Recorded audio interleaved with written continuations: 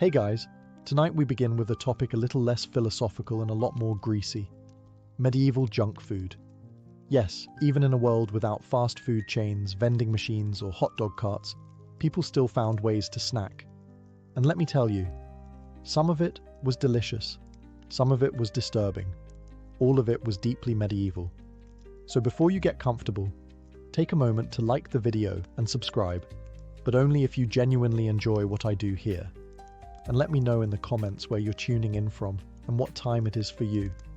It's always fascinating to see who's joining us from around the world. Now dim the lights, maybe turn on a fan for that soft background hum, and let's ease into tonight's journey together. In a world where most snacks looked suspicious and tasted worse, apple fritters were a rare win. Sweet, hot, and slightly dangerous, just like every good medieval decision. These golden little pucks were the closest thing to a medieval donut, minus the frosting and food safety standards. So what exactly went into a fritter back then? Apples, obviously, but not the shiny, polished supermarket kind. Think small, tart, knobbly things that grew behind the alehouse and may or may not have been stolen from a neighbour's tree. They were chopped up, tossed in a rough batter of flour, eggs, and sometimes ale, because water was always a gamble, and ale made everything feel slightly more cheerful. Then came the fry. Deep frying in the 1300s was a special kind of drama. The oil, usually pig fat, was reused until it could probably vote. It added flavour, which is a generous word for it, but the result was something hot, crispy, and oddly addictive. A fritter fresh out of the pan was a little piece of joy. Crispy edges, soft centre, and a faint risk of third-degree burns. If you were lucky, and rich, it might be dusted with imported sugar, a luxury that doubled as a social flex. For everyone else, a drizzle of honey or spiced syrup did the trick. Either way, it was sweet enough to distract you from the rest of your diet, which mostly involved cabbage pretending to be other things. Fritters were street food. You'd grab one at a fair, after church, or on market days when you needed a treat and didn't mind grease on your tunic. Kids loved them. Adults loved them. Birds tried to steal them. They were fun, fast, and just indulgent enough to make you forget about the pickled turnips waiting at home. And yes, sometimes they were overcooked, or the apples were more sour than sweet, or the batter was suspiciously chewy. But when they were good, they were really good. One bite in and suddenly you understood why people put up with medieval life. If apple fritters were the medieval version of a donut, then cheese curds were, well, sort of the medieval popcorn. Bite-sized, slightly squeaky, and wildly inconsistent. They weren't flashy. They didn't melt. They didn't stretch. In fact, they barely did anything at all. And that's what made them perfect. Let's be clear, medieval cheese wasn't aiming for Instagram glory. It was made fast, eaten faster, and expected to survive long journeys, questionable storage, and the occasional goat stepping on it. Cheese curds were essentially baby cheese. The early, fresh bits before the wheel hardened into something that could double as a building material. These little clumps of dairy joy were a byproduct of the cheese-making process. Farmers would separate milk into curds and whey using rennet, which sounds fancy until you realize it came from the stomach lining of a baby animal. But hey, it worked. The curds were pressed, lightly salted, and then that was it. Cheese curds. Sometimes they were soft, sometimes rubbery. Sometimes they squeaked on your teeth like they had a personality. But they were filling, portable, and weirdly satisfying. And in a time where snack usually meant old bread or cold broth, curds felt like a win. Monks loved them. Travellers packed them. Kids would eat them like candy, assuming the cows had been cooperative that week. You could fry them, crumble them over stews, or just eat them by the handful while pretending not to smell like the inside of a barn. Unlike many medieval foods, cheese curds didn't require a celebration or feast. They weren't saved for holidays or saints' days. They were just there. Comforting, familiar, mildly chewy. The friend who always shows up, never overperforms, but is weirdly reliable when everything else falls apart.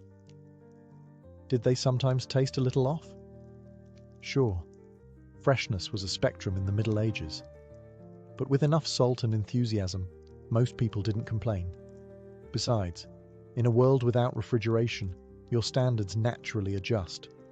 So no, cheese curds weren't glamorous, but they were simple, hearty, and just indulgent enough to count as a treat. In a pinch, they were also excellent for bribing cats and small children. Turnips are not dessert. Let's just start there.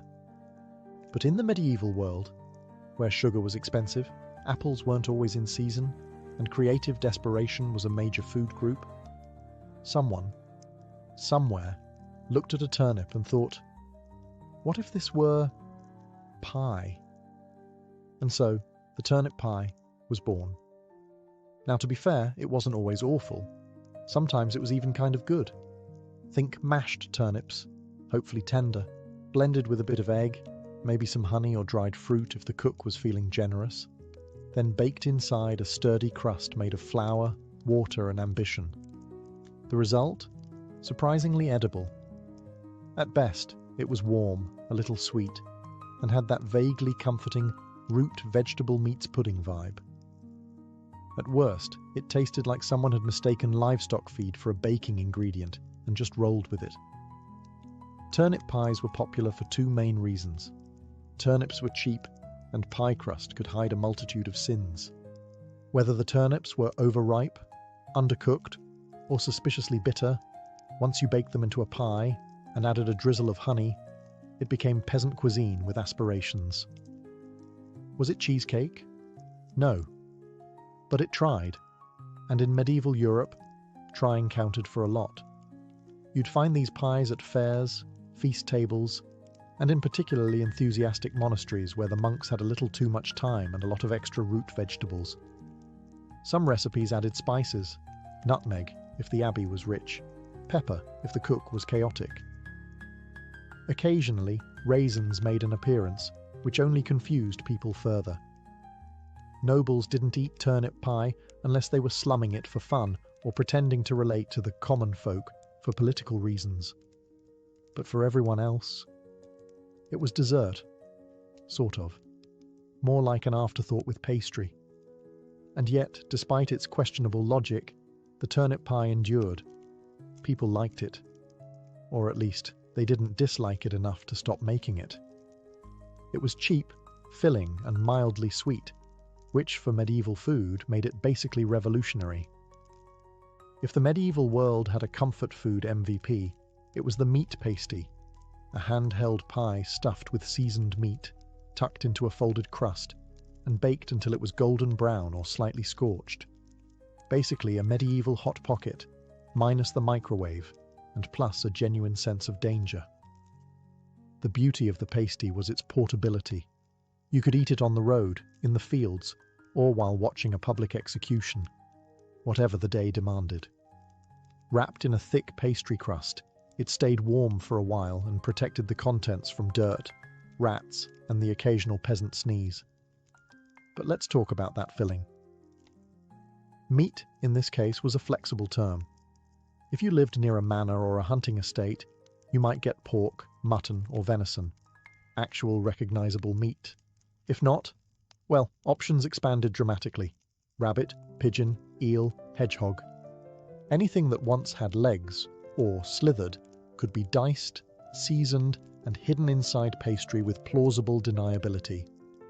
Spices were often used to enhance flavor, or, more realistically, to distract you from it. Pepper, sage, and garlic helped, but they couldn't completely hide the fact that the meat had been resting for a few days longer than it should have.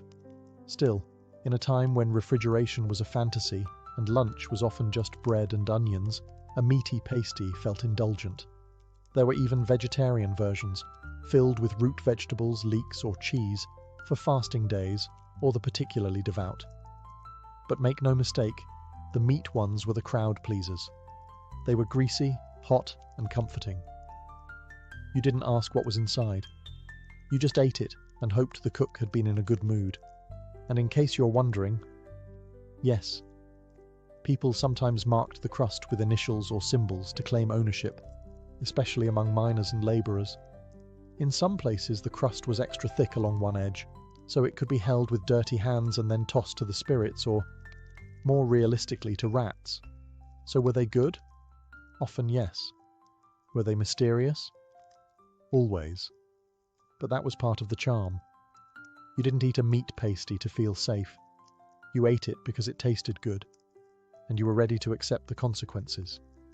In a world where brushing your teeth meant rinsing with wine and hoping for the best, candied fennel seeds were the closest thing medieval folks had to breath mints.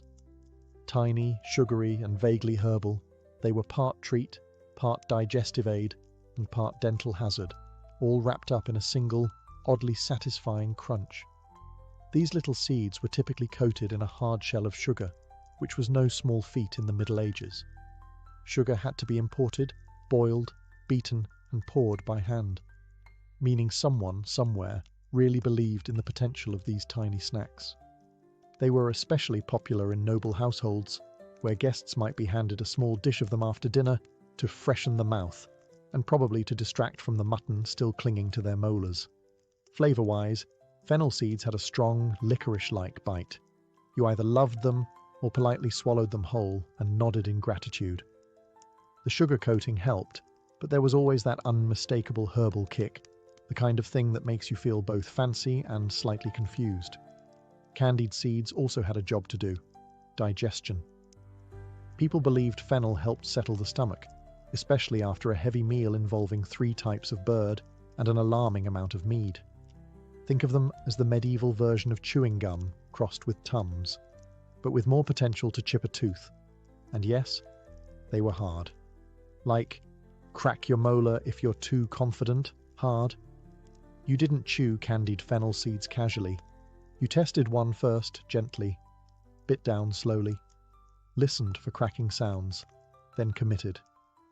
It was a risk-reward situation every time. While the rich popped them like medieval tic-tacs, common folk occasionally got their hands on knock-off versions, usually involving honey, crushed herbs, and vague optimism.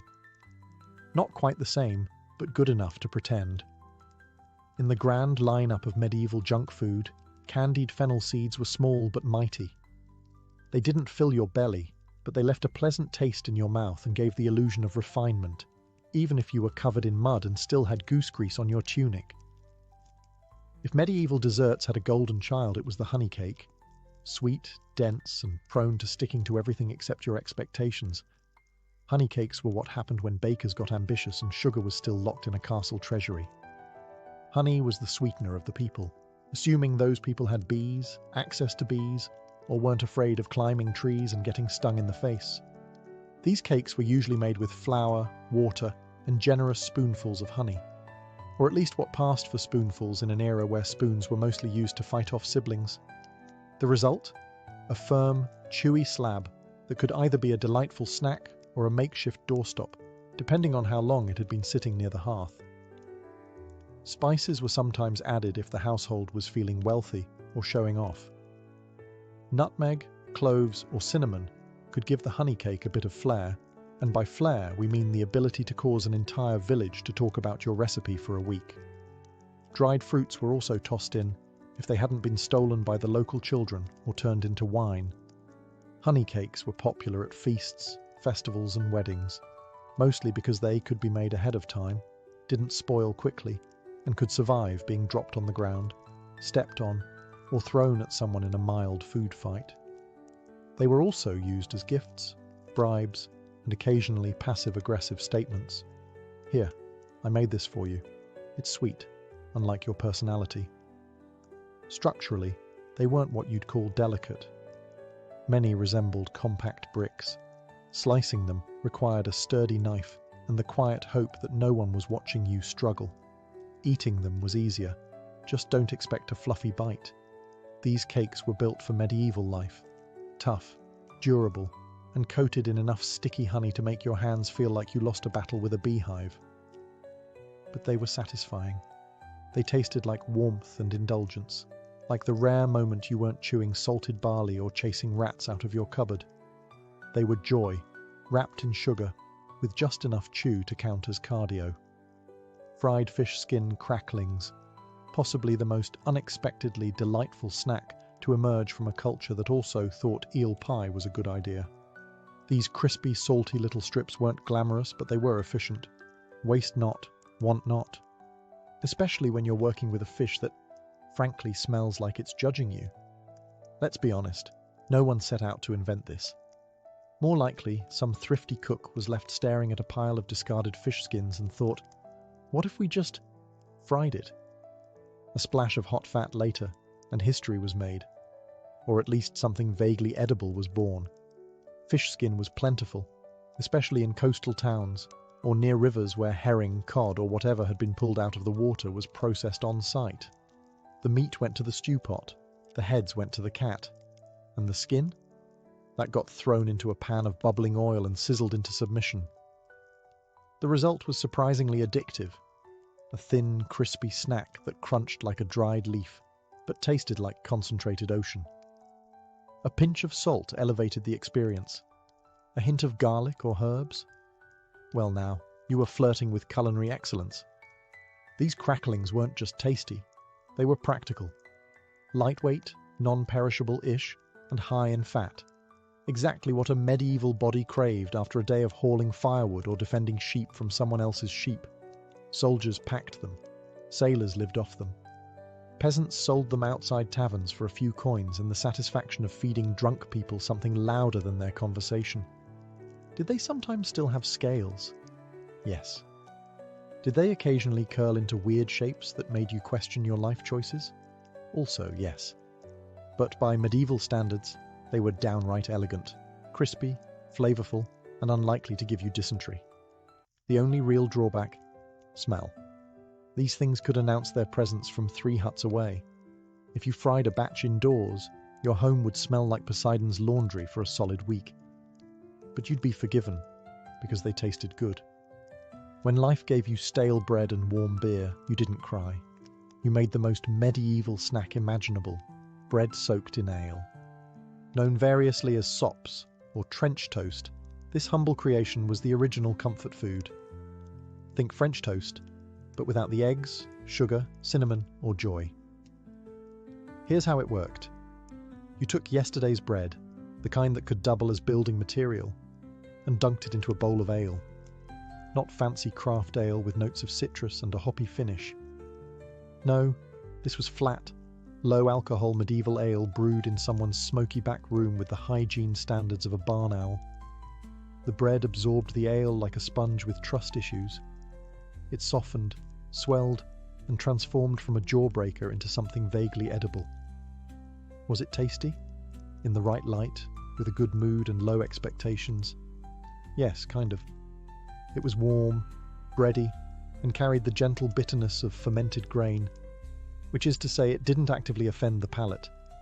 This snack was especially popular with the working class, people who didn't have time for multiple courses or cutlery, but still needed calories that wouldn't fight back. Bread soaked in ale was quick, hearty, and just messy enough to feel like a real break from your daily chores. Sometimes people added extras, a sprinkle of herbs, a bit of cheese, or a fried egg if the hen felt generous that morning. On feast days, you might even get sops soaked in spiced ale, which basically meant the cook found a nutmeg shaving somewhere and got inspired. And like many medieval dishes, this one had dual purpose. Not only was it food, it was also a way to stretch ingredients. Bread too stale to chew? Just soak it. Ale starting to turn? Pour it on bread and pretend it's intentional. Waste was for amateurs. The only downside? It didn't travel well. Once soaked, the bread turned into a kind of sloshy porridge cube. Eat it quickly, or risk ending up with a mushy sponge in your bowl and a 1,000-year-old food metaphor for disappointment. Still, for a chilly evening by the fire, nothing beat a slice of ale-bread mush and a moment of peace. If you've ever looked at a slice of bread and thought, this would be better submerged in alcohol, congratulations. You and the medieval upper class have something in common. Sops in wine were one of the more refined, red, bizarrely specific snacks of the Middle Ages. A dessert, technically, or perhaps an experience. The concept was simple. Take bread, ideally toasted or at least not completely stale, and dunk it in wine. Not just any wine, of course. Usually mulled, sweetened or spiced wine. Something warm, fragrant, and barely hiding the fact that it had been sitting in a clay jug since last harvest. Once the bread was sufficiently drenched, it was served as a soft, spoonable delicacy. Nobles called it elegant. Everyone else quietly wondered if the cook had just run out of ideas. This was not finger food. It was the kind of dish you ate with a spoon very slowly, while pretending to be interested in lute music. It appeared at banquets, late-night feasts, and the kind of awkward dinner where no one wanted to talk about politics, so instead they passed around soggy toast in a goblet. When done well, sops in wine were warm, comforting, and mildly intoxicating, a gentle end to a heavy meal. The wine added richness, the bread gave texture, and the spices made you feel like you were part of something fancier than it was. When done poorly, it was wet bread in a bowl. No amount of cinnamon could cover up the feeling that you were chewing on a medieval mistake. Sometimes dried fruits or nuts were added for flair, sometimes cheese, occasionally a whole egg. At that point, it stopped being a snack and became a culinary guessing game. Peasants made their own versions, usually using cheap vinegar or ale instead of wine. It wasn't dessert. It was dinner, or breakfast, or whatever you could call a meal that made you both full and confused. Still, sops in wine had staying power. They were warm. They were filling. And they gave medieval people a taste of indulgence, even if it did taste like sponge soaked in mulled regret. In the Middle Ages, dried fruit was a prized treat, sugary, exotic, and shelf-stable enough to survive an entire crusade. But let's be clear, this wasn't your modern trail mix with cute resealable packaging. Medieval dried fruit had one job: to last. Taste was optional. Texture, aggressively chewy. Dental damage, practically a guarantee. Let's start with the basics. You had your usual suspects: raisins, figs, dates, and if you were really fancy, imported prunes. These were fruits that had been sun-dried, smoke-dried, or in some cases, just forgotten on a windowsill until they no longer qualified as moist. They were wrinkled, tough, and alarmingly dense, kind of like an edible time capsule from last harvest. The upside? Dried fruit was sweet. Really sweet. Concentrated sugars turned these shriveled little things into medieval candy. Nobles loved them, monks hoarded them, and children treated them like rare loot from the kitchen. The downside? Chewing them was like fighting your own jaw muscles. Figs came with seeds that doubled as medieval dental floss. Dates were sticky enough to glue your molars together. Raisins stuck in your teeth for hours. There was no such thing as snacking quietly. Still, dried fruit had its moments. It was used in pies, added to porridge, or chopped up and thrown into honey cakes to create the illusion of variety. Rich folks might wrap them in pastry, drizzle them with rose water, or soak them in wine like they were trying to impress a guest from Florence. For commoners, getting your hands on dried fruit was a special occasion, usually a holiday, a wedding, or the one day a year someone remembered you existed. When that happened, you'd eat it slowly, respectfully, possibly while hiding in the barn so you didn't have to share. Storage was easy. Dried fruit didn't spoil quickly and was often kept in little cloth sacks or clay pots. It hardened over time, yes, but that just turned it into a longer-lasting snack. Or possibly a projectile, if you were creative and had younger siblings. In short, dried fruit was sweet, luxurious, and faintly dangerous. It stuck with you, sometimes literally. You wake up hungry. You want something hearty, something fried, something that might bite back. Enter the blood pudding ball, a medieval snack so dense, so bold, so unapologetically iron-rich, it makes modern sausage rolls look like timid breadsticks. Born out of the noble tradition of using every part of the animal, these savoury spheres were proof that waste not, want not, even if what you're not wasting is blood. Let's unpack it. First, you collect fresh animal blood, usually pig. though honestly, any blood would do in a pinch.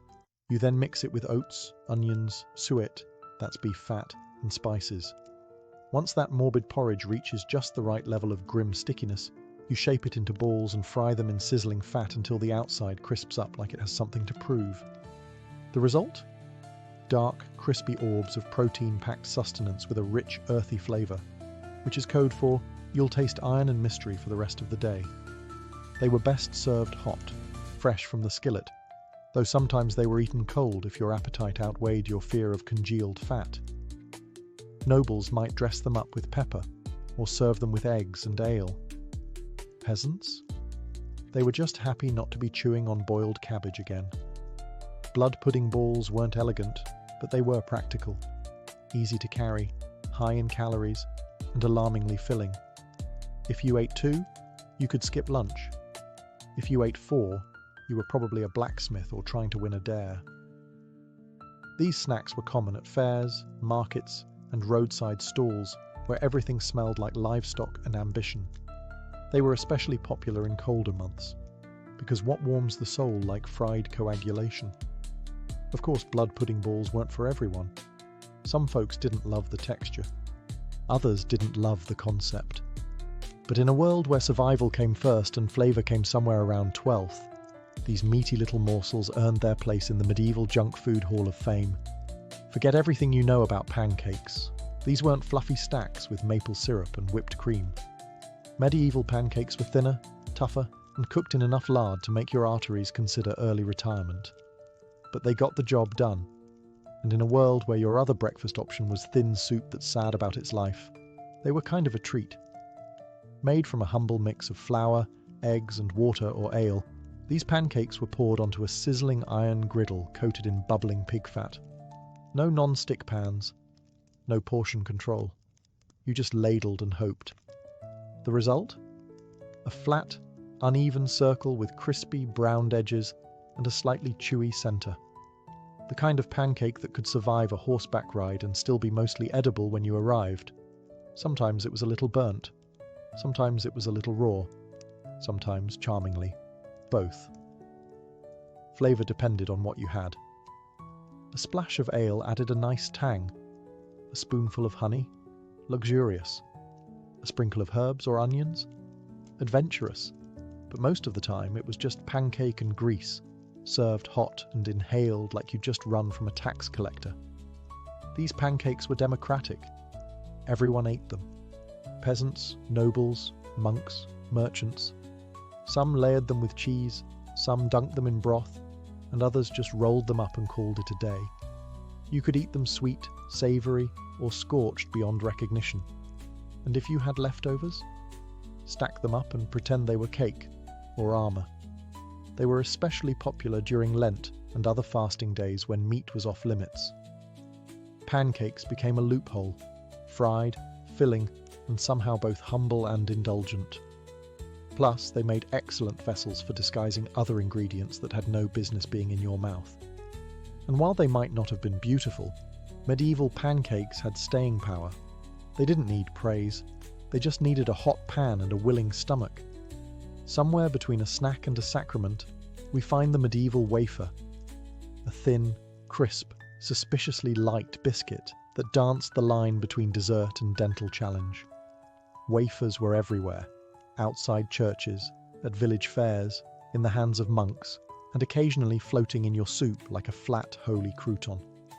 Let's clarify. We're not talking about chocolate-dipped cream-filled delights. Medieval wafers were made of flour, water, eggs, and not much else. If you were feeling fancy, you could add a dash of honey or rose water, but most stuck with the basics. Thin batter poured onto hot metal wafer irons, pressed between 2 scorching plates, like a medieval panini press. The result? Something that looked like it belonged in a communion ceremony and tasted like crispy paper with ambitions. Wafers were popular because they were portable, fast to make, and, best of all, they could be sold in massive quantities for a tidy profit. Vendors would set up outside churches on feast days, waving stacks of warm wafers at the faithful as they left Mass. Buy now, sin later was not the slogan. but it was the general vibe. They were often shaped with religious symbols, floral patterns, or the vague imprint of a saint's face, depending on the iron mold and how tired the baker was. These designs didn't enhance the flavour, but they did give you something to stare at, while chewing thoughtfully and pretending you weren't disappointed. Structurally, wafers were delicate. They cracked if you looked at them wrong, and shattered if you tried to break them cleanly. Storing them was a challenge, transporting them even more so, which made eating them outdoors a high-stakes affair involving crumbs, wind, and regret. Still, they were beloved. Light, crispy, and vaguely celebratory, wafers were the medieval version of treating yourself without completely wrecking your digestion or your wallet. For nobles, they came stacked with fruit or layered with soft cheese. For everyone else, they were sold by the dozen in street stalls and eaten immediately before they disintegrated into edible confetti. Suck it. Even the name sounds sticky. This medieval treat was essentially fruit that had been boiled into submission, drowned in syrup, and sealed in a jar like a sweet little hostage. Think candied oranges, dates, or ginger, coated in enough sugar to make your teeth tingle and your conscience whisper, "You shouldn't be eating this." But you did, because it was delicious, and probably imported, and also you didn't have much else. Suck it wasn't for the everyday peasant chewing his 7th onion of the week. No, this was elite-tier snacking, the kind of indulgence served in noble halls or gifted by the wealthy to say, "I like you but not enough to give you land."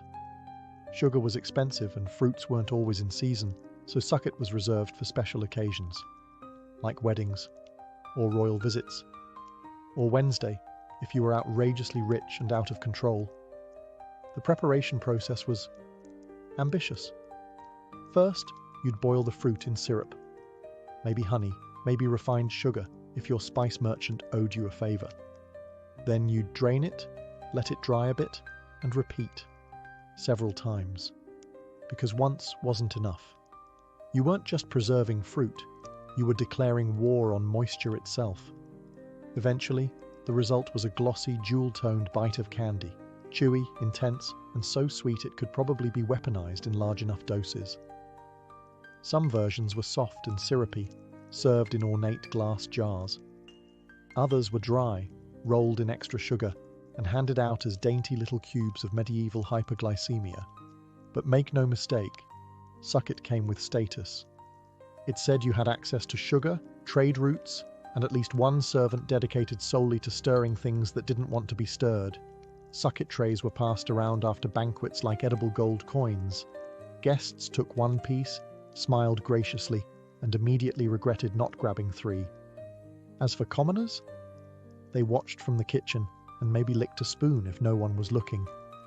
So was it worth it? Honestly, yes. Suck-it was one of the few medieval snacks that genuinely felt like dessert. It was rich, refined, and just extravagant enough to make up for the fact that dinner had included boiled something. Fried eel, the grand finale of medieval junk food. A dish so strangely beloved, it made its way from peasant hearths to royal banquets without once stopping to ask, "Wait, am I really the best option here?" Yes. Yes, it was. Eel was everywhere in medieval Europe. Rivers and streams practically writhed with them, and they were easy to catch, cheap to cook, and, when fried, surprisingly crispy. Slippery when raw, bonier than expected, and shaped like the villain in a fish-themed horror story, eel was still eaten by the bucket load. Why? Because it was tasty. And more importantly, it wasn't turnips. To prepare it, you'd first have to catch the eel, usually at night, when they slithered through shallow waters like sentient noodles. Then came the unpleasant task of skinning them, which was less like prepping a fish and more like wrestling a wet rope that didn't want to die. Once subdued, the eels were chopped, seasoned, if you were feeling bold, and tossed into hot fat until the skin crisped up and the meat firmed into something vaguely appealing. The finished product? A crunchy, savoury bite with a rich, slightly oily flavour, like if calamari and chicken had an identity crisis in a tavern kitchen. Fried eel was served at fairs, feasts, roadside inns, and, believe it or not, during religious fasts. That's right. Eel wasn't technically meat, so it slipped through the dietary loopholes like itself. Monks ate it. Nobles flaunted it. Kings had it stuffed into pies and paraded across banquets like the sea serpent it always wanted to be. Sure, it had bones. Lots of them. And yes, it occasionally wriggled long after death. But if you could get past that, and the haunting feeling that you were eating a villain from a cautionary folktale, fried eel was genuinely delicious. Crispy skin, tender inside, and just greasy enough to make you feel like you were living a little too dangerously for a Wednesday afternoon. Today, it might seem bizarre.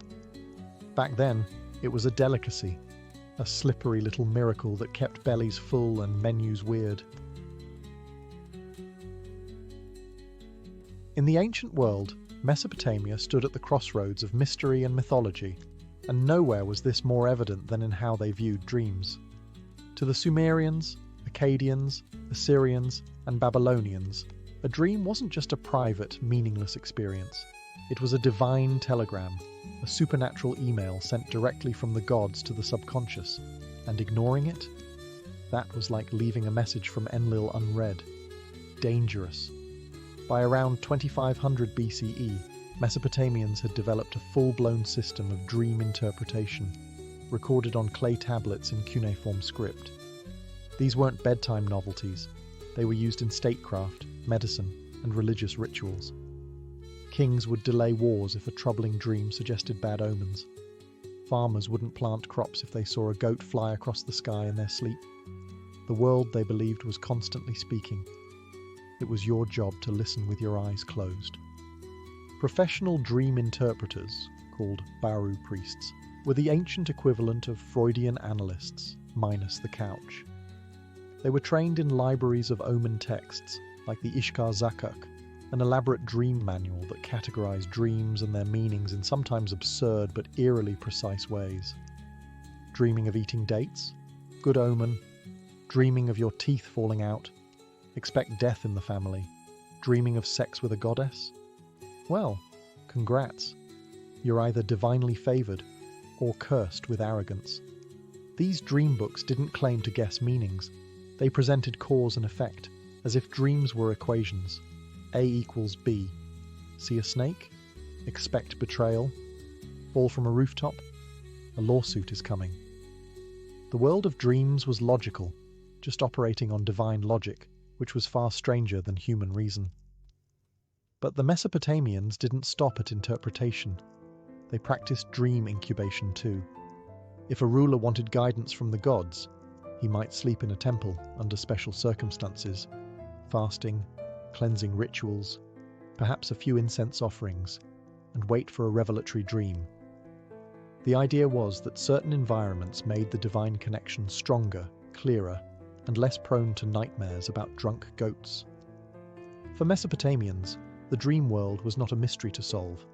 It was a realm to navigate with caution, reverence, and a very large clay tablet library. They believed the gods were always speaking. You just had to be asleep to hear them. In ancient Egypt, dreams weren't merely nightly occurrences. They were considered sacred texts in motion. The Egyptians believed that dreams were messages from the gods, ancestors, or even from one's own K, the spiritual double of a person. Every dream, good or bad, came with intent. It could warn, bless, instruct, or terrify. By the time of the New Kingdom, circa 1550-1070 BCE, the Egyptians had begun recording their interpretations in what would become some of history's earliest dream manuals. One of the most famous examples is the Ramesside Dream Book, written on papyrus and discovered in the village of Deir el-Medina. This wasn't light reading. It's essentially a divine diagnostic tool, listing hundreds of dreams and interpreting each based on whether the outcome would be favorable or disastrous. The logic, however, was not always intuitive. For example, if a man sees himself eating crocodile flesh in a dream, it means he will become a high official. Strange, yes. But in Egyptian cosmology, the crocodile was tied to the god Sobek, who embodied strength and power. Eating crocodile meant absorbing divine traits. That's a promotion-worthy omen. Each entry in the dream book started with the phrase, "if a man sees himself," followed by a symbolic scenario. These weren't general guesses. They were drawn from centuries of ritual knowledge, personal visions, and temple tradition. And the interpretations were often binary, marked as good or bad in red and black ink. If your dream was classified as bad, it was time to light some incense and beg a priest to intervene. Priests in temple complexes, especially those serving healing deities like Serket or Thoth, sometimes offered services in dream incubation, where supplicants would sleep in the temple and await guidance or healing through visions. The idea was to open a divine channel through purification, prayer, and controlled sleep. This wasn't mere superstition. It was healthcare, divination, and theology rolled into one night's rest. Dreams also influenced magic and medicine. Amulets might be prescribed to fend off recurring nightmares. Specific rituals could be performed to erase a dream, much like you'd erase a curse. For the ancient Egyptians, the sleeping mind was not idle. It was a stage where gods, demons, and the spirits of the dead could appear and offer glimpses into hidden truths, if you had the wisdom and a priest to decode them. In the ancient Greek world, dreams were more than divine whispers. They were clinical appointments with the gods. Central to this belief was the practice of incubation, a ritual where individuals would sleep inside a temple in hopes of receiving a healing vision. And no deity was more closely tied to this practice than Asclepius, the god of medicine. At temples known as Asclepioea, which dotted the Greek world from Epidaurus to Pergamon, the sick, the hopeful, and the desperate came seeking cures. But instead of pills or potions, they were prescribed sleep, sacred, intentional, and performed under specific spiritual conditions. Before entering the temple's sleeping quarters, or abaton, a person would undergo purification, bathing, fasting, and sometimes sacrificing an animal. Only after these rituals could they lay down on a stone bed and wait for the god to appear in a dream. The results? According to inscriptions and ancient testimonies, some patients dreamed of Asclepius touching them with his staff, or of snakes, his sacred animal, slithering over their bodies. They would awaken healed, or at least believe they had received divine instructions on what to do next. Whether these dreams were real, psychosomatic, or placebo-driven, the effects were profound. Greek physicians, including Hippocrates, acknowledged the value of dreams in diagnosis. They didn't dismiss them as nonsense. In fact, they believed the body could reveal its state through symbolic visions. A dream of flowing water might suggest kidney issues. A dream of being crushed could point to a chest ailment. In Hippocratic texts, dreams were often classified as either natural or divine. Natural dreams were caused by diet, digestion, or emotional stress. Divine ones? A whole other category, direct messages from the gods or the cosmos. But not all dream interpreters wore white robes and carried scrolls. The oneirocratai, or dream readers, were the real stars of the public square. Using dream manuals, omens, and an enormous supply of interpretive flair, they translated dreams into warnings, blessings, or instructions. The most famous of these guides was the Oneirocritica, written by Artemidorus of Daldis in the 2nd century CE, a book still studied centuries later. In Greece, the dream wasn't just a nighttime experience, it was a bridge between mortal and divine, body and soul, illness and healing. And if you were lucky, you'd wake up with a cure, and maybe a snake curled at your feet. Throughout the ancient world, one category of dream carried more weight than all others: the prophetic dream. These weren't just messages, they were warnings, revelations, or calls to action. For cultures spanning Mesopotamia, Egypt, Greece, and beyond, prophetic dreams were sacred transmissions from a higher plane, direct links to gods, fate, or the mysterious mechanisms of the cosmos. In the ancient Hebrew tradition, Prophetic dreams were a recognized and respected channel of divine communication. The Old Testament is filled with examples. Think of Joseph, son of Jacob, who dreamt of sheaves of wheat bowing before his own, a symbol of his future rise to power. Later, as an interpreter of Pharaoh's dreams in Egypt, he predicted 7 years of plenty followed by 7 years of famine. That one dream, of cows, fat and thin, altered the course of Egypt's economy. Joseph didn't just read dreams. He became a national strategist by doing so. Likewise, in Mesopotamia, kings often received dreams that foretold victory, disaster, or divine favor. The Assyrian king Ashurbanipal claimed he saw the gods in his dreams, guiding him to success in war and governance. Prophetic dreams were seen as confirmation that a ruler had divine legitimacy, essential in a world where the line between king and deity was thin. The Greeks, too, recognized this prophetic potential. Dreams were categorized. Those from the subconscious were called enhypnia, but those that revealed truth were called oniroi alethinoi. These were not taken lightly. Before major decisions, founding a city, declaring war, launching a voyage, Greek leaders often consulted dreams or those trained to interpret them. Dreams were so revered that they had their own minor deities, the oniroi, winged spirits who entered the sleeper's mind with messages from the gods. Even the Romans, typically more pragmatic, took prophetic dreams seriously. The Emperor Augustus was said to have dreamt of future glory, and even Nero consulted dream interpreters during his reign. Perhaps not enough, considering how that turned out. The Roman general Scipio Africanus, before defeating Hannibal, reportedly had a dream of victory sent by the spirits of his ancestors. In ancient societies, prophetic dreams weren't side notes. They were tools of power, instruments of policy, and evidence of divine selection. The fate of nations, the health of empires, and the rise of legends often began with something as simple as a whispered vision in the dark. While Greek Asclepian temples are the most famous, ancient dream incubation was not exclusive to Greece. In Anatolia, modern-day Turkey, dream healing thrived in a rich blend of Hittite, Phrygian, and later Greco-Roman traditions, with temples and sacred sites dedicated to facilitating contact with divine forces through sleep. The most fascinating example comes from the cult of Men, a Phrygian lunar god associated with healing, cycles, and, naturally, dreams. His temples often sat on hills, facing the night sky, as if positioned to catch lunar messages beamed down into the dreams of supplicants.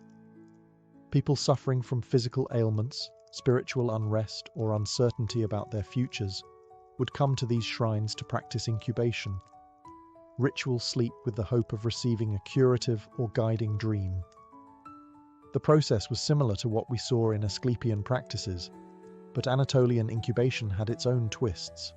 Worshippers would sometimes walk labyrinth paths or sleep beneath celestial carvings, believing their proximity to sacred geometry would focus divine messages. Music, incense, and chant were often used to tune the sleeper's mind to the divine frequency.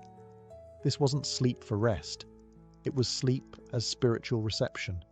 Texts from the region also mention dream priests, spiritual specialists trained to guide and interpret these visions. Some would even seed dreams, suggesting imagery or symbols before sleep to shape the encounter. For example, someone wanting a vision of their future child might sleep with a carved fertility idol under their pillow.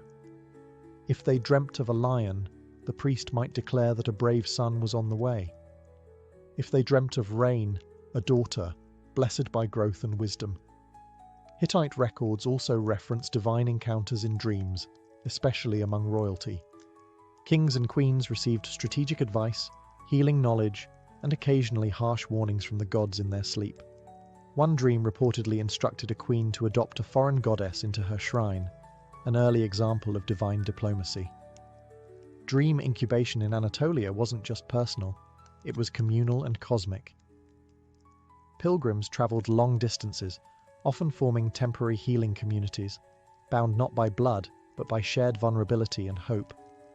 And through sleep, They believed the gods could reset the course of their lives. In Anatolia, to dream wasn't passive. It was an act of ritual participation, where healing and prophecy flowed not from logic, but from the silent language of sleep. By the 2nd century CE, the ancient art of dream interpretation had matured into a disciplined craft, and one man took it upon himself to systematize it all, Artemidorus of Daldis. A Greek from Asia Minor, Artemidorus wrote the Oneirocritica, the most comprehensive and influential dream manual of the ancient world. And unlike mystical scribes who veiled everything in divine mystery, Artemidorus approached dreams with the methodical precision of a scholar and the curiosity of a streetwise psychologist. The Oneirocritica wasn't some mystical pamphlet. It was a 5-book tome, written in clear Greek, filled with thousands of dream scenarios and their meanings, culled from personal interviews, temple records, and public performances. Artemidorus claimed he spent decades collecting dream accounts from people of all walks of life: sailors, merchants, prostitutes, soldiers. His logic? If you want to understand the soul of a culture, listen to its dreams. He organized dreams into categories: actions, animals, professions, bodily functions, even types of relationships.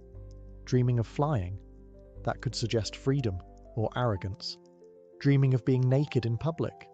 Depending on your social class, it might mean shame or future power. Dreaming of teeth falling out? That meant a loss, usually of relatives. That one seems to have stuck through the centuries. But what makes Artemidorus unique is that he emphasized context. Unlike earlier dream books, which gave static meanings, Artemidorus stressed the importance of the dreamer's status, gender, occupation, and current life circumstances. A wealthy man dreaming of a shipwreck meant business troubles. A poor man dreaming of the same thing might find new fortune. Interpretation wasn't one size fits all. It was tailored, almost like early psychotherapy. Artemidorus also tackled symbolism head-on. He understood that dreams used metaphor and irony. A dream of dying didn't mean death, it could mean renewal. A dream of sex didn't always refer to desire. It might signal dominance, power struggles, or guilt. His interpretations walk a strange line between deeply logical and incredibly bizarre. The Oneirocritica wasn't just a curiosity. It was used for centuries across the Roman Empire and Byzantine world. It influenced medieval dream interpreters and was translated into Arabic, keeping the flame alive long after classical temples fell. With Artemidorus, the dream became a text to be studied, decoded not just for prophecy, but for insight. He may not have believed dreams came from gods, but he certainly believed they came from somewhere deep, strange, and worth exploring. Not all dreams in the ancient world were gifts from the gods. Some were terrors from the depths, dark, haunting visions believed to come from restless spirits, demonic forces, or even the underworld itself. These weren't seen as mere bad nights of sleep. They were warnings, punishments, or omens of things to come. The Babylonians were among the first to differentiate dreams of divine origin from those that came from malevolent forces. If a dream caused fear, illness, or distress, it was considered polluted, and a priest would be called to perform apotropaic rituals, cleansing spells, offerings, or symbolic actions designed to neutralize the dream's effect. For example, if someone dreamed of being chased by a demon, the interpreter might recommend sleeping with a protective amulet under the pillow or burning cedarwood incense to ward off evil spirits.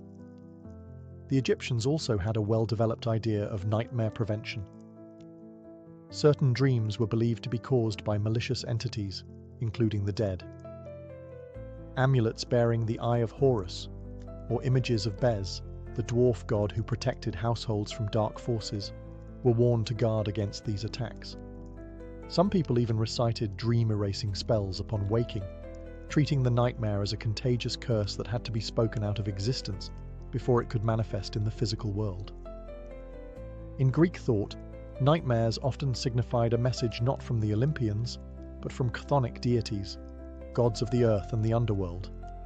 Hades, Persephone, and even the terrifying Erinyes, Furies, could appear in dreams to express divine displeasure or signal a crime left unpunished. Dreamers who ignored these warnings did so at their peril. The philosopher Plato, in the Republic, even described the dream as a battleground between reason and appetite, where the lower parts of the soul ran wild. For him, the nightmare was not just a spiritual warning, but a psychological one, an indication that your inner self was out of balance. Even the Romans, practical as ever, feared dreams of certain animals, like owls, snakes, or wolves, as signs of impending death, betrayal, or war. They believed the dead could visit the living through dreams, sometimes to warn, sometimes to accuse. In every culture, nightmares were more than bad dreams. They were seen as cosmic red flags, reminders that the seen and unseen worlds were always connected, and that even in sleep, there was no true escape from fate. In the ancient world, dreams weren't just spiritual, they were political assets. Rulers, priests, generals, and prophets often weaponized dreams to justify decisions, sway public opinion, or consolidate authority. When the gods spoke in sleep, those in power were quick to say, "They spoke to me." Take Alexander the Great, for instance. Before he conquered Egypt, he reportedly dreamed of the god Ammon welcoming him as a son. Upon arrival at the Siwa oasis, the local oracle confirmed the dream, declaring Alexander a divine offspring. Was the dream real? Was it staged? It didn't matter. The message solidified his rule and painted him as more than mortal, a living god in the eyes of his troops and subjects. Dreams were especially useful during political transitions or uncertain times. In ancient Rome, Augustus claimed to have dreamed of a great victory at Actium, which he won against Mark Antony and Cleopatra. Afterward, this dream was immortalized in literature and coins, turning it into a sacred narrative. Later emperors followed suit. If the gods supported your dream, who dared oppose your actions? Priests and oracles often played into this. Dream interpretation became a theological tool, especially when it aligned with the interests of a ruler or temple elite. Suppose a rebellious governor dreamt of disaster. The priest might interpret it as divine punishment for challenging imperial authority. On the flip side, dreams of fruitfulness and victory, interpreted correctly, could embolden leaders to begin campaigns, raise taxes, or enact reforms. This wasn't limited to men. Queen Hatshepsut of Egypt claimed in temple inscriptions that her birth was foretold in a dream by the god Amun, who appeared to her mother and prophesied divine rulership. By framing her reign as destined in dreams, she strengthened her legitimacy in a male-dominated throne. Prophets in the Hebrew Bible also used dreams to challenge kings. Daniel, for instance, interpreted Nebuchadnezzar's dream of a great statue, forecasting the rise and fall of empires. It wasn't just dream reading, it was geopolitics wrapped in allegory. In every civilization, dreams allowed leaders to say, "This is not just my will, it is the will of heaven." Whether divine revelation or calculated propaganda, dreams were a powerful currency, turning the subconscious into statecraft, one vision at a time. Though the ancient temples have crumbled and the priests of dream now sleep beneath layers of dust, the legacy of ancient dream interpretation lives on, whispering through time, science, and psychology. Much of what we believe today about dreams, our fascination with symbolism, recurring motifs, even nightmares, has roots in ancient frameworks that tried to make sense of the sleeping mind. The medieval world inherited these traditions wholesale. Islamic scholars translated the Oneirocritica of Artemidorus into Arabic, refining and expanding on it. In Islamic mysticism, dreams became deeply respected as means of divine guidance. Meanwhile, Christian monks and theologians began cataloguing dreams of saints and martyrs, visions that often predicted future miracles or divine justice. The same structure remained: sleep as a portal to the sacred, dreams as veiled messages, and interpreters as the bridge between human and divine. Fast forward to the 19th and 20th centuries, And we meet Sigmund Freud, who, despite rejecting religious interpretations, borrowed heavily from the symbolic structure pioneered millennia before. In The Interpretation of Dreams, 1899, Freud argued that dreams expressed repressed desires and fears, but he still used ancient tools: metaphor, symbol, narrative. His protégé, Carl Jung, went further, describing the dream world as populated by archetypes, universal figures like the shadow, the hero, and the wise old man, eerily similar to figures one might find in a Greek temple or Babylonian omen list. Even modern neuroscience, while stripping dreams of their mysticism, still respects their complexity. REM sleep, lucid dreaming, and the influence of trauma or memory on dream content. These ideas echo ancient notions that dreams reflect both the health of the body and the state of the soul. Pop culture, too, carries on the torch. From film and literature to tarot and New Age spirituality, dreams remain a source of fascination. Whether it's a horror film based on sleep paralysis or a dream journal app promising self-discovery, the ancient idea still pulses beneath, that what we see in sleep matters. In the end, the ancients may not have had brain scans or sleep labs, but they understood something we still chase today. Dreams are not random. They are stories, signals, or shadows, whispered in the language of gods, ancestors, or ourselves. The question remains the same across time. What is your dream trying to tell you? In the mid-19th century, the United States was a country stretching at the seams. By 1860, California had been a state for a full decade, but it often felt more like a distant cousin than a sibling. The eastern half of the country buzzed with cities, telegraphs, and railroads, while the western frontier remained rugged, remote, and painfully disconnected. A letter from New York to San Francisco could take 3 to 4 weeks, sometimes longer if storms, delays, or bandits got in the way. And that's if it arrived at all. Mail routes at the time were as convoluted as they were inefficient. The most common path involved ships carrying mail down the Atlantic, across the Isthmus of Panama, then back up the Pacific coast, a journey filled with delays, tropical diseases, and logistical nightmares. Meanwhile, the overland route via stagecoach was slow, perilous, and frequently bogged down by muddy trails, snowbound passes, or attacks from outlaws and hostile terrain. This lag wasn't just an inconvenience. It was a political problem. The federal government worried that California, increasingly isolated, might drift away in spirit or loyalty. In an era where secession was already on the horizon, maintaining unity across the continent was not just ideal, it was urgent. Entrepreneurs and visionaries began floating bold solutions, none bolder than the idea of creating a central relay system using the one thing the American West had in abundance: open land and fast horses. If skilled riders could gallop across the country in shifts, swapping horses at stations every 10 to 15 miles, maybe, just maybe, they could cut delivery time from weeks to just 10 days. It was an insane proposal. The route would be nearly 2,000 miles from St. Joseph, Missouri to Sacramento, California. It would cross mountains, deserts, rivers, and territories that had barely been mapped.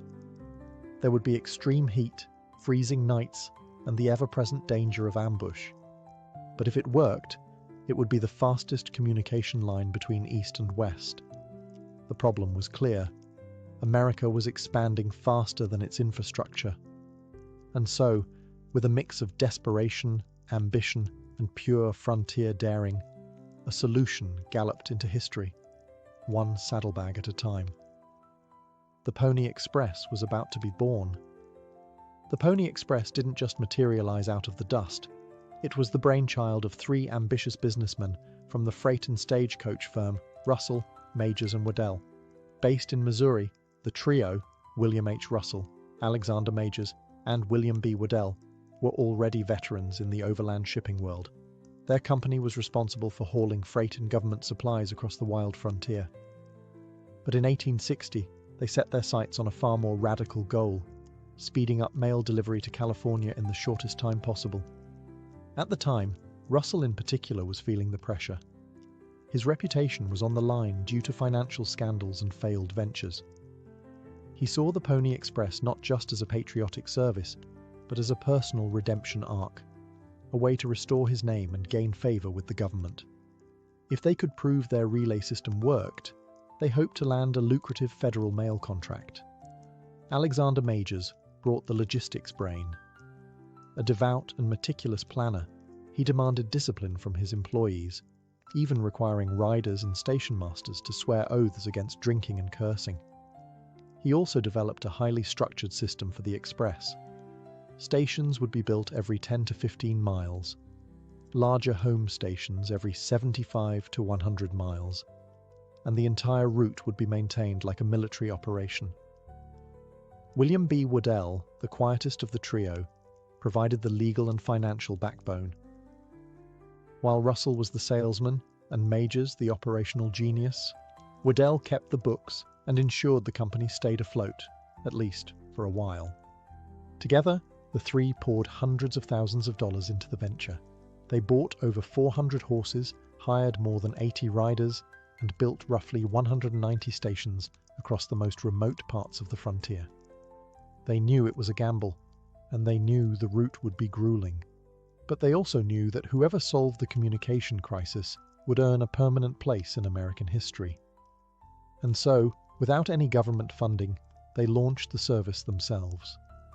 It was a bold move, financially reckless, logistically insane, and yet deeply symbolic of American grit. In April of 1860, the Pony Express was ready to ride. The race against time and terrain was on. Creating the Pony Express route was like building a fragile bridge across a continent, with no safety net and almost no margin for error.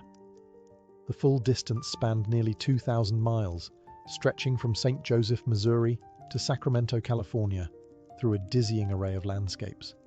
Rolling plains, mountain ranges, high deserts, and dangerous river crossings.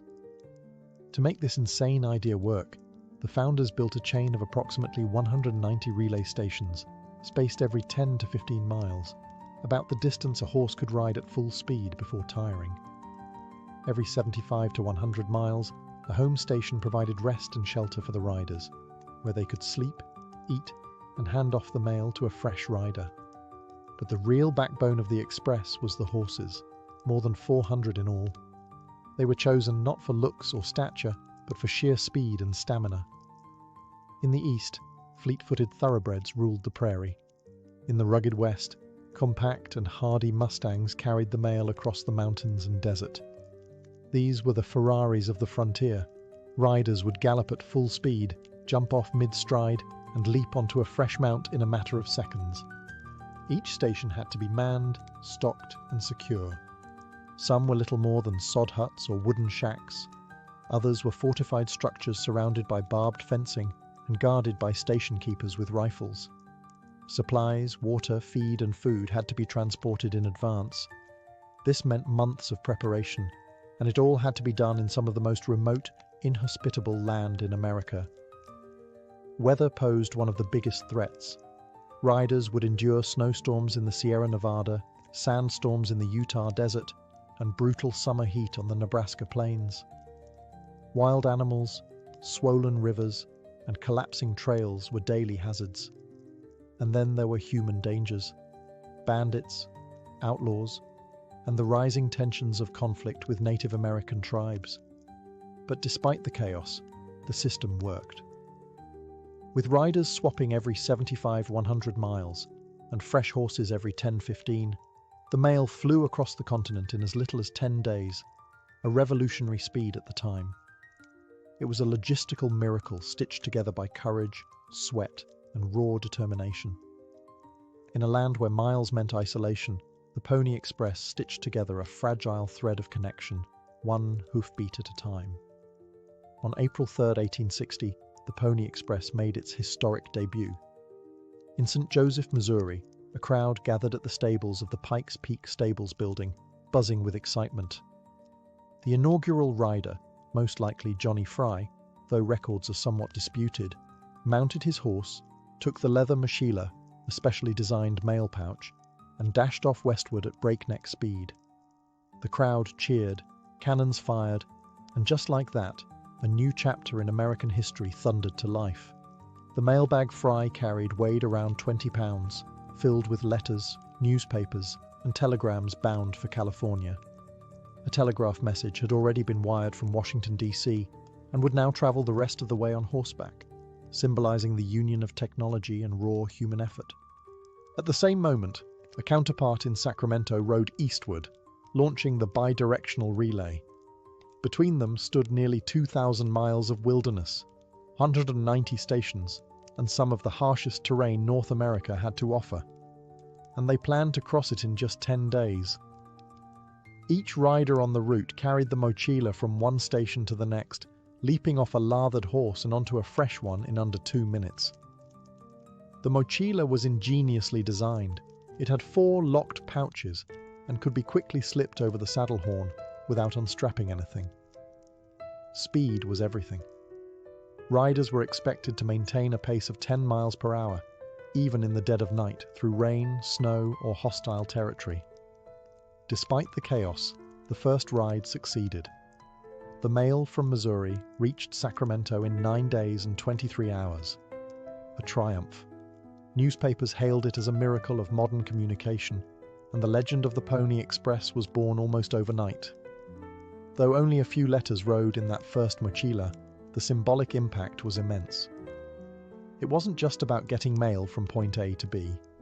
It was about possibility, about proving that this wild, fractured continent could be connected, that man and horse could outpace isolation. For the riders, it was the beginning of a dangerous, thrilling chapter. For the nation, it was a taste of something new, instant communication, faster than anyone thought possible. The West had just gotten a little smaller. The lifeblood of the Pony Express wasn't the horses, the stations, or even the mochila. It was the riders, a band of young, wiry daredevils who defied weather, wilderness, and war to deliver the mail. They weren't just couriers. They were living legends in the making. The typical Pony Express rider was no older than 18, often closer to 16. They were light, usually under 125 pounds, so as not to weigh down the horses. Speed and endurance were everything. The now famous recruitment ads allegedly read, "Wanted, young, skinny, wiry fellows not over 18. Must be expert riders, willing to risk death daily. Orphans preferred." While the wording is likely apocryphal, the spirit behind it was absolutely real. These young men rode 75 to 100 miles per shift, changing horses at every station but never resting until they'd passed the mochila to the next rider. They often rode at night, through torrential rain, snowstorms, or scorching heat. They carried revolvers and rifles, but against bandits or hostile attacks, their best defense was speed. Many of them traveled alone, unarmed, relying entirely on their ability to outrun trouble. Some riders became folk heroes. Pony Bob Haslam once rode 380 miles in under 2 days to deliver mail during a violent Paiute uprising, despite being wounded by arrows. William Buffalo Bill Cody, who would later become a Wild West showman, claimed to have ridden for the Express at age 15, though historians debate the accuracy of that tale. Regardless, the reality was already dramatic enough. Riders had to navigate the Rocky Mountains, cross the Great Basin Desert, and brave territories where the slightest mistake could mean freezing, drowning, or vanishing without a trace. And yet, the service maintained an astonishing reliability rate. Even in the harshest conditions, only one mochila was ever lost. Despite the danger, many riders loved the job. They were paid well for the time, $100 to $150 per month, a small fortune for a teenager, and they relished the thrill, the speed, and the sense of purpose. They weren't just riding mail, they were stitching the country together. The riders of the Pony Express were more than messengers. They were symbols of American courage, endurance, and tenacity, galloping through myth and memory with every hoofbeat. And for 18 unforgettable months, they proved that no frontier was too wide to cross. Riding for the Pony Express wasn't just a job, it was a daily gamble with death. The riders faced a gauntlet of perils that would have made most grown men turn back. And yet, these mostly teenage boys pressed forward, through nature's wrath, armed enemies, and a land that often seemed determined to swallow them whole. One of the most persistent threats came from the environment itself. Riders braved blizzards in the Sierra Nevada, blistering heat across the Nevada desert, and sudden thunderstorms that could flood river crossings or turn dirt paths into impassable muck. Slipping off a horse in freezing conditions could mean hypothermia. One wrong move in a swollen river could end in drowning, and many came dangerously close. Then there were the animals. Packs of wolves sometimes chased riders at night, rattlesnakes coiled in trailside brush, and mountain lions stalked the high passes. But even more dangerous than wildlife were the bandits and bushwhackers who knew that a rider's mochila contained valuable letters, some even laced with gold dust or money orders. Though the riders carried revolvers, they were outnumbered, and stopping meant risking both life and mission. Tensions with Native American tribes also boiled over during the Pony Express's brief existence. The Paiute War in 1860, sparked by grievances over land, broken promises, and settler encroachment, led to several attacks on Pony Express stations. Riders were ambushed, station keepers were killed, and multiple stations were burned to the ground. The most famous episode occurred when Pony Bob Haslam galloped nearly 190 miles through hostile territory to carry the mail, suffering wounds from arrows, but completing his route regardless. Even isolation was a danger. Riders were alone, often for hours, with nothing but their horse, their weapon, and the looming dark. A broken leg, an injured horse, or a missed station could mean dying alone in the wilderness, never found. And yet, they rode. Despite all this, the system endured. Mail was delayed, but rarely lost. Riders were occasionally wounded, but they almost always made it through. In 18 months of operation, only a handful of men were killed on the job. The Pony Express wasn't a fantasy of the Wild West. It was a brutal, often terrifying reality. But in surviving these dangers, the riders became legends, proving that even the most unforgiving terrain could be tamed, if only for long enough to deliver the mail. Though the Pony Express only operated for 18 months, its impact on the United States was swift, far-reaching, and undeniably profound. In a country teetering on the edge of civil war and desperate to feel unified across its vast landscape, the Express proved one thing loud and clear: distance was no longer destiny. Before the Pony Express, it took weeks for letters to travel from the East Coast to California. Important political decisions, commercial deals, and personal news often arrived too late to matter. But with the Express, mail could reach San Francisco in just 10 days. Suddenly, Californians were no longer out of sync with the rest of the country. Businesses grew bolder. Newspapers could report near real-time updates from across the nation. Families felt closer. And most importantly, the Union felt more connected, which would become critical as the Civil War loomed. Politically, the Express also reassured the federal government that the West was within reach. It symbolized national strength and cohesion at a time when fragmentation felt dangerously close. President James Buchanan received regular updates from California during the tense months leading up to Lincoln's election, in part thanks to the Express. Economically, it helped lay the groundwork for transcontinental infrastructure. The stations built across remote territory became future sites for railroads, telegraph lines, and stagecoach routes. Many Pony Express routes would later be absorbed into more permanent communication systems. What was once a bold gamble became the blueprint for how America would connect itself coast to coast. And culturally, the Pony Express became the embodiment of frontier spirit. Newspapers romanticized the riders, creating instant heroes. Young men across the country dreamed of taking the reins, galloping through danger with a saddlebag full of destiny. The Express became mythologized, even as it operated, capturing the imagination of a country hungry for symbols of courage and unity. Even after it ended, the Pony Express continued to shape American identity. It represented speed, courage, sacrifice, and above all, possibility. In just over a year, It managed to do what steamships, Congress, and diplomacy had failed to do: make a fractured, sprawling nation feel like one. The Pony Express didn't just deliver mail, it delivered the future, one gallop at a time. For all its daring and triumph, the Pony Express was doomed from the start.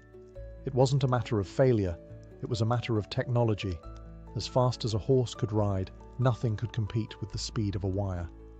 Just 2 days after the Pony Express officially launched in April 1860, construction began on the Transcontinental Telegraph, a coast-to-coast communication system that would transmit messages in minutes rather than days.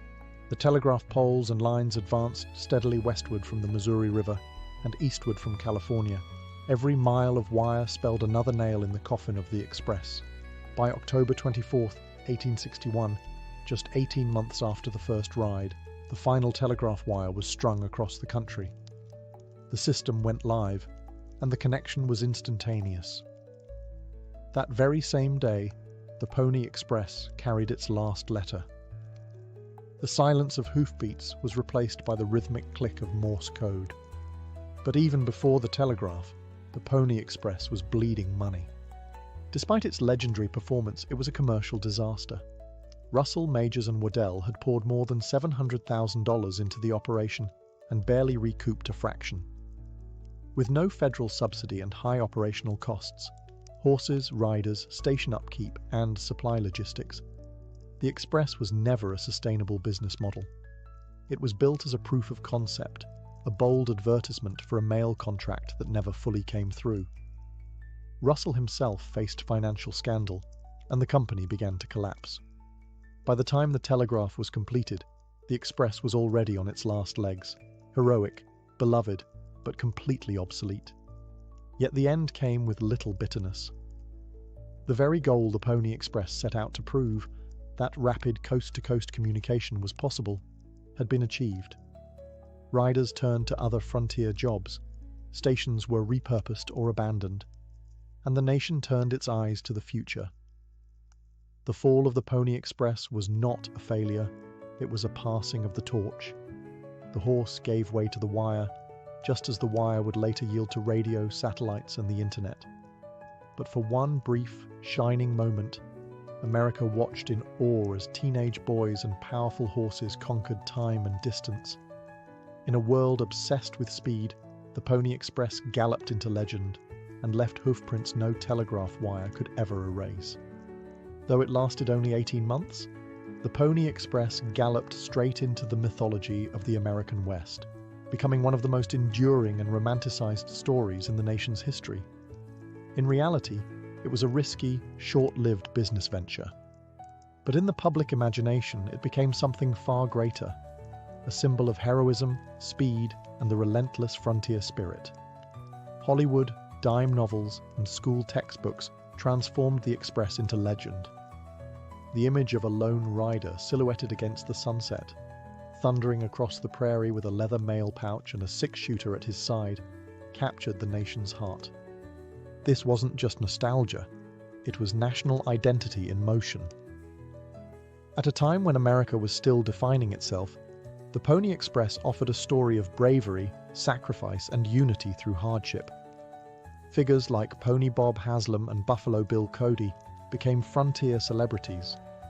Cody, whether he rode for the Express or not, capitalized on the legend in his Wild West shows, cementing the image of the fearless teenage courier in the minds of millions across the world. The Express became shorthand for grit, daring, and everything Americans wanted to believe about their pioneer past. Monuments soon followed. Statues of galloping riders now stand in cities across the old trail, from St. Joseph to Sacramento. Highways and bike paths trace the original route. Reenactments, museum exhibits, and historical tours keep the memory alive.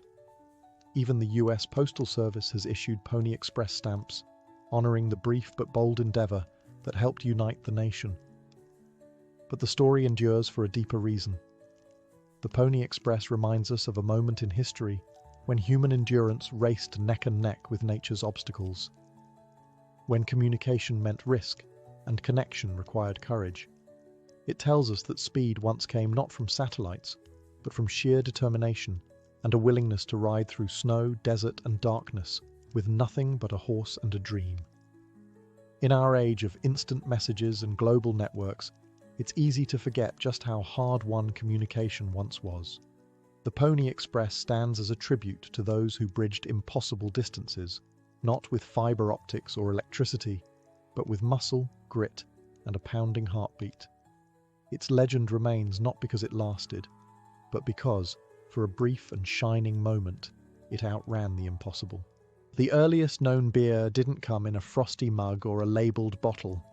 It came in a clay pot in the middle of a Sumerian village thousands of years ago.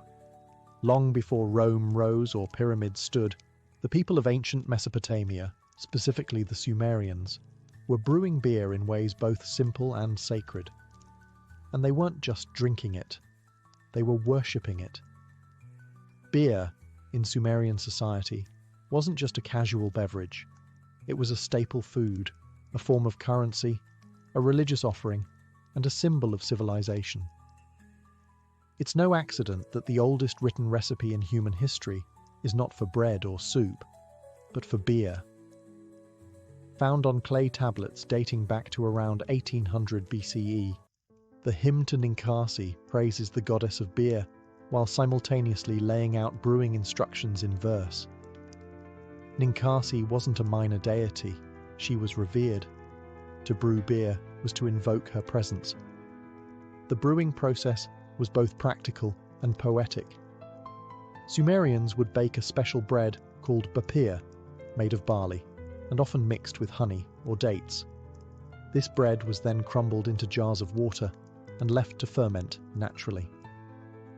The result wasn't anything like modern beer. It was thick, cloudy, and low in alcohol, more like a nutritious gruel, and it was essential to daily life.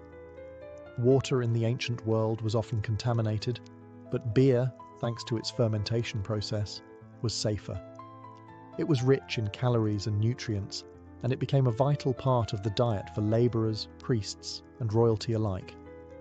Workers on temple projects or irrigation ditches were frequently paid in beer rations, which could amount to several litres a day.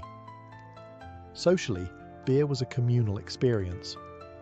Rather than drinking from mugs, people often gathered around large ceramic vessels and drank through long reed straws, filtering out the sediment. It wasn't just about getting drunk, it was about bonding, surviving, and even honouring the gods.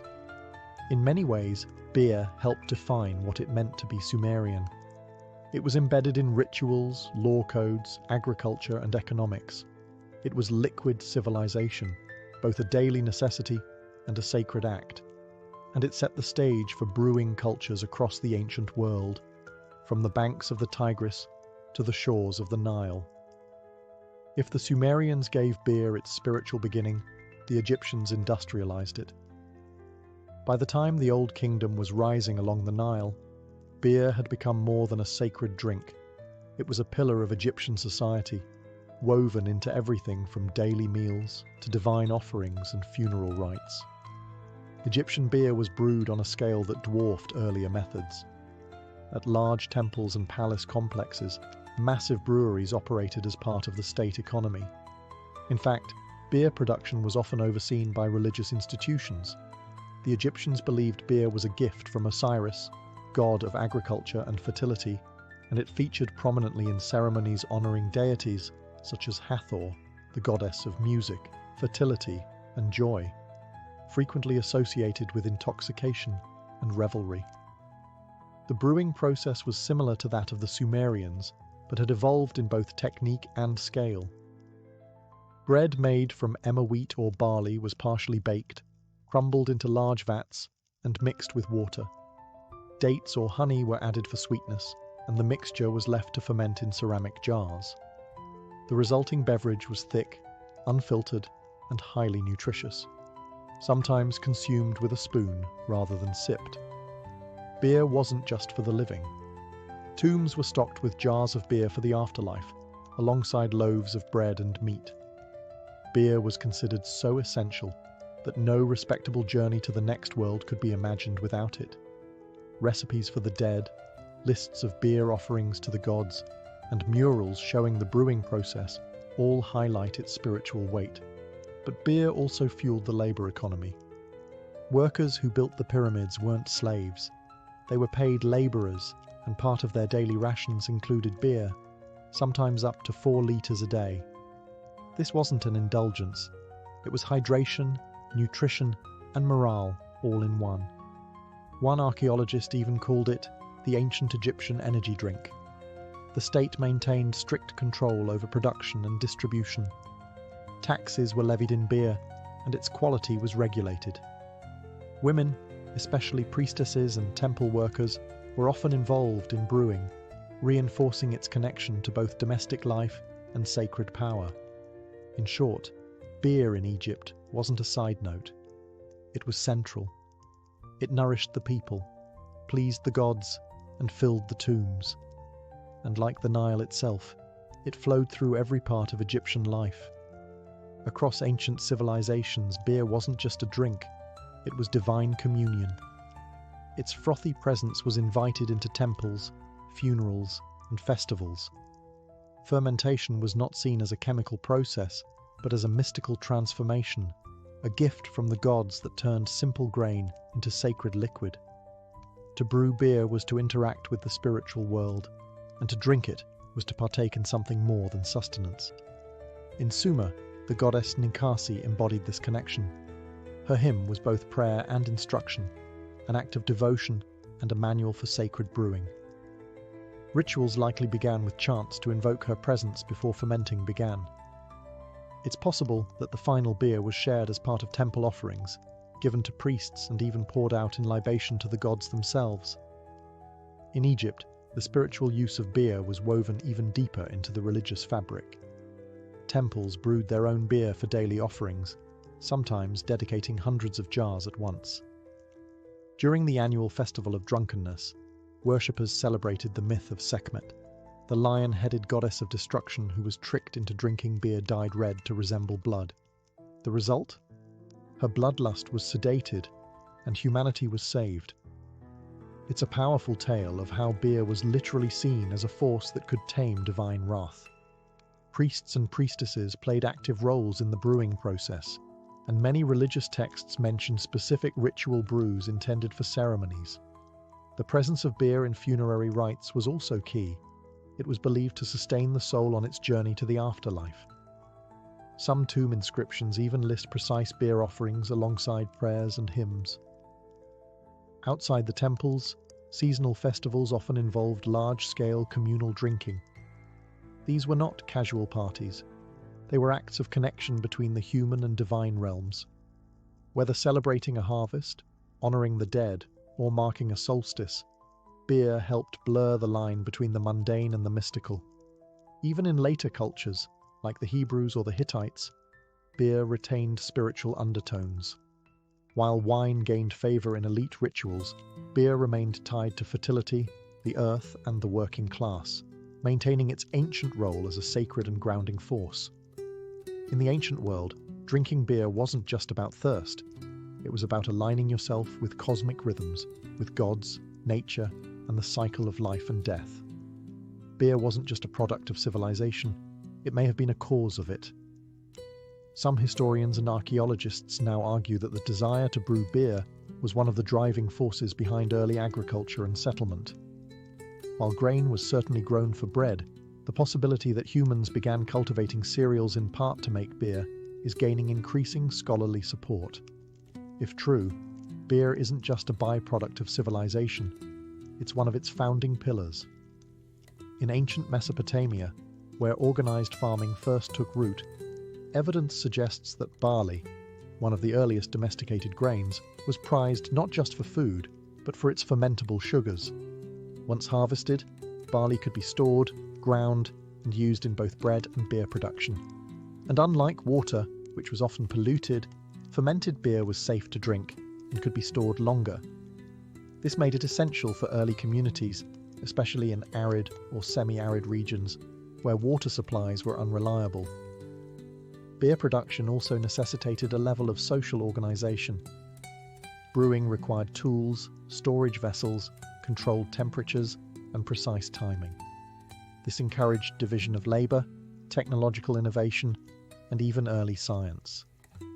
Clay tablets show that ancient brewers understood fermentation processes well enough to replicate them consistently. No small feat in an age without thermometers or yeast packets. In urban centers like Uruk and Babylon, breweries became part of state and temple economies. Rations of beer were distributed to workers, soldiers, and bureaucrats. Taxes could be levied in grain or beer. And because beer was tied to both the economy and religion, its production was closely monitored and regulated. This meant that brewing contributed to the rise of bureaucracy, record-keeping, and standardized weights and measures. Beer was also instrumental in the growth of trade networks. Regions with surplus grain and brewing knowledge exchanged beer, ingredients, and brewing tools with neighboring cultures. Pottery jars filled with fermented beverages have been found in Levantine and Egyptian trade sites, suggesting beer was a commodity worth transporting. In short, beer helped humans settle, organize, and thrive. It fueled workers, connected cities, supported rituals, and justified grain cultivation. The frothy beverage was far more than a treat. It was liquid infrastructure, building the foundation of the ancient world, sip by sip. Long before breweries were industrialized or recipes were written down, beer was the domain of women. In many ancient cultures, brewing was not a male-dominated profession, but a household art practiced almost exclusively by females. And far from being a humble kitchen chore, brewing was seen as a sacred and skilled craft, passed from mother to daughter like an heirloom recipe. In Sumerian society, beer was so entwined with femininity that even the goddess of brewing, Ninkasi, was female. This wasn't symbolic, it reflected the reality that Sumerian women were the principal brewers in both domestic and temple contexts. Brewing and baking were often done side by side, and in the early days, both involved fermentation. While men oversaw politics and trade, women made the food and drink that sustained the household and society. In Egypt, women continued to dominate brewing, especially in the home. Beer was brewed in clay vessels using lightly baked loaves of grain, water, and flavorings. The process was labor-intensive but routine. Many women brewed daily or weekly, not just for family consumption but for sale or trade in local markets. In wealthier households, female servants or workers managed small-scale breweries. Tomb paintings and hieroglyphs often depict women brewing, straining, and storing beer, highlighting their central role in this key part of life. Women were also heavily involved in brewing for temples and rituals. Priestesses and temple workers often oversaw sacred batches meant for offerings or religious festivals. In some regions, being a brewer was a source of social status and spiritual influence. These women weren't just cooks, they were custodians of divine tradition. Over time, as societies grew more stratified and beer became commercialized, men began to dominate public brewing. But in the earliest chapters of beer's history, women held the reins. They developed the methods, managed the ingredients, and safeguarded the knowledge. Interestingly, echoes of this tradition survived into the medieval period. In Europe, many early brewers were alewives, women who made and sold ale from their homes. Some wore tall hats to be seen in the marketplace, a detail that would later be twisted into the stereotypical image of a witch. But in the ancient world, a woman with a brewpot wasn't suspicious. She was respected. She nourished gods and mortals alike, one bubbling jar at a time. Ancient brewing wasn't just luck and magic. It was a craft refined over generations, blending observation, experimentation, and environmental know-how. While each culture had its own variations, the core principles of brewing were surprisingly consistent: grain, water, fermentation, and time. But the specifics? That's where it gets fascinating. The primary grain used across much of the ancient world was barley, though emmer wheat was also common, especially in Egypt. These grains were chosen not only for their availability, but because they naturally contained the sugars and enzymes necessary for fermentation. Grains were usually partially malted, soaked in water, and allowed to germinate slightly, then either ground into mash or baked into loaves of bread, specifically intended for brewing. In both Mesopotamian and Egyptian traditions, these bread loaves, often called bapir in Sumer, were crumbled into large ceramic vats filled with water. The mixture was stirred, sometimes boiled, and then left to ferment. Natural yeast from the air, or from the vessels themselves, triggered the fermentation process. No one knew what yeast was, but they knew it worked, and that certain vessels made better beer, likely because they housed residual yeast colonies. To sweeten or flavour the beer, brewers added dates, honey, herbs, or spices. Egyptian beer, in particular, was often thick and sweet, almost like a liquid porridge. Filtering was optional. Some versions were consumed with straws to avoid sediment. Others were so nutritious that beer was considered a meal in itself, especially for labourers and the poor. Temperature played a key role. In hot climates like Egypt and Mesopotamia, brewers timed their work carefully and used cool storage pits or shaded courtyards to control the environment. In some cases, beer was aged in sealed clay jars, while in others it was meant to be consumed fresh. Brewing tools included large clay vessels, wooden paddles, woven sieves, and sometimes stone hearths for heating. Everything was made by hand, and every batch was slightly different. But the knowledge was passed down orally or ritually, preserved through repetition, song, and prayer, like the hymn to Ninkasi. Far from primitive, ancient brewing techniques were sophisticated adaptations to local climates, grains, and cultural preferences. They reflect not just culinary skill, but an intimate relationship with nature, time, and transformation, a kind of alchemy where grain and water became a sacred social elixir. As beer became central to daily life, its role expanded far beyond the household or temple. In many ancient civilizations, beer was not just a beverage, it was currency, commodity, and economic engine. From workers' wages to state taxes, beer was woven directly into the fabric of ancient commerce. In Mesopotamia, beer was a key component of the ration system. Workers, including builders, farmers, and even scribes, received daily portions of beer as part of their standard pay. The amount and quality varied by rank. Higher officials received more refined beer, while labourers got thicker, coarser varieties. Detailed cuneiform tablets list these allocations, and thousands of ancient receipts show beer transactions, proof that it was as important as silver or grain in the economic ecosystem. Beer production itself became a professional trade. Breweries, often attached to temples or estates, required a small army of labourers, grain collectors, millers, bakers, fermenters and transporters. Some regions specialised in beer production, creating regional styles and establishing localised trade routes. These beers weren't bottled and shipped as today, but they could be moved in ceramic jars sealed with wax or cloth. Traders bartered beer for other goods like wool, pottery, and olive oil. In Egypt, the picture was similar. Beer was produced on an enormous scale in both urban centres and rural estates. Breweries were often attached to state granaries, and their output supported workers, soldiers, and temple activities. Beer was taxed, tracked, and stockpiled like any strategic resource. In hard times, beer even became a bartering tool in place of scarce currency. Beer also played a role in long-distance trade. Clay vessels with residues of barley-based brews have been found as far apart as the Levant, Cyprus, and Nubia, suggesting that fermented beverages were exchanged alongside luxury items.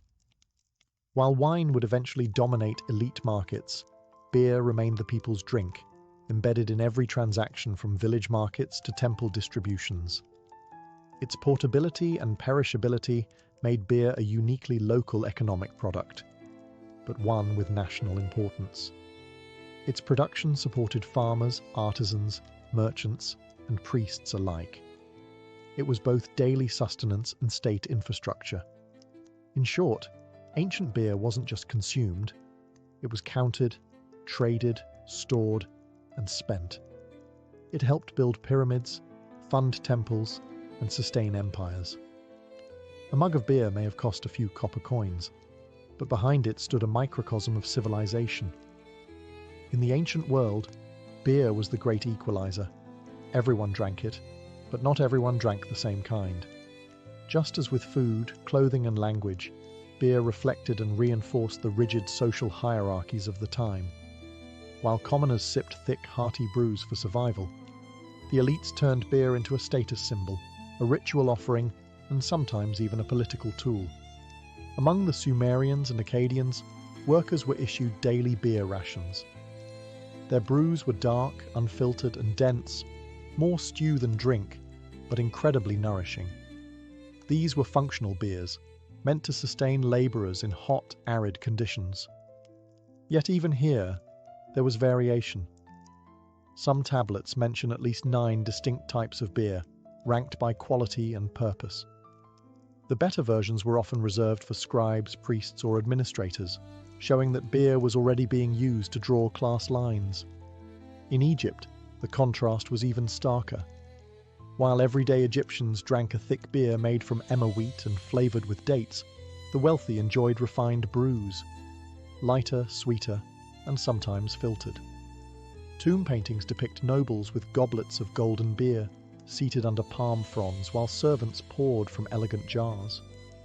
For the upper classes, beer was not just sustenance, it was an aesthetic experience. Pharaohs and their families received beer offerings daily, often alongside wine and bread. These libations weren't mere tradition. They reflected power. Only the rich could afford dedicated brewing staff, access to the finest ingredients, and the leisure to enjoy beer recreationally, rather than depend on it for calories. Beer also served diplomatic and ceremonial functions. During feasts, treaties, or religious festivals, offering beer of high quality signalled wealth and respect. Not offering beer, that could be seen as an insult. Interestingly, the brewing profession itself mirrored this divide. In homes and villages, women or slaves typically brewed the family's supply. But in temples or elite households, professional brewers, sometimes trained and salaried, handled production. The beer that flowed from temple vats was better regulated, better taxed, and more politically significant. So while beer was universal, its taste, texture, and meaning varied wildly depending on who you were. For some, it was daily fuel. For others, it was an expression of divinity, wealth, and refinement. In every jar, ancient beer carried not just flavour, but a quiet signature of social status, foaming at the rim.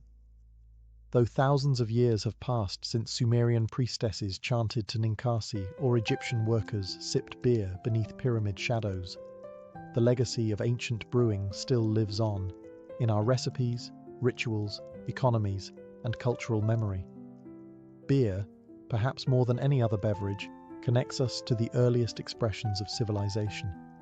Modern brewing owes a great debt to the ancient world. Many techniques we take for granted today, malting grain, fermenting with wild yeast, flavouring with herbs or fruit, were pioneered by brewers with no microscopes or thermometers. Instead, they relied on intuition, tradition, and trial and error, guided by oral wisdom and spiritual reverence. These methods formed the foundation of what would eventually become scientific brewing in later eras. The ancient attitude toward beer also lingers in cultural traditions. In places like Ethiopia, Peru, and rural Eastern Europe, communities still brew beer in ceramic vessels, often using age-old recipes passed down through families, echoes of Sumerian and Egyptian kitchens. In these places, brewing is not just a hobby or business, it's a ritual of community, just as it was 5,000 years ago. The symbolic power of beer has also endured. Festivals, holidays, and social gatherings around the world still feature beer as a central offering, a drink of celebration, bonding, and identity.